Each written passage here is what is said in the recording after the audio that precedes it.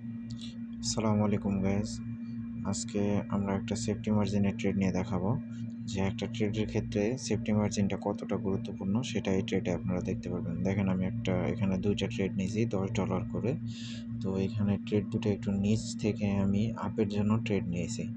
তো এখানে safety মার্জিনটা use করছি, যার জন্য এখানে আমার ট্রেডটা ক্যান্ডেলটা রেড হবে, কিন্তু তারপরেও আমার ট্রেড দুইটাই কিন্তু প্রফিট হবে ইনশাল্লাহ। তো যার জন্য এখানে আমি সেফটি মার্জিন ইউজ করে ট্রেডটা নিয়েছি। তো এখানে আমি ট্রেড নিয়েছি, আপের জন্য দুইটা ট্রেড নিয়েছি। তো দেখেন আমার ট্রেড দুটা এখানে ইনশাল্লাহ প্রফিট হবে, কারণ আমি এখানে সেফটি মার্জিন ইউজ করছি। তো অধিকাংশ ক্ষেত্রেই সেফটি মার্জিনটা খুব একটা গুরুত্বপূর্ণ বিষয়।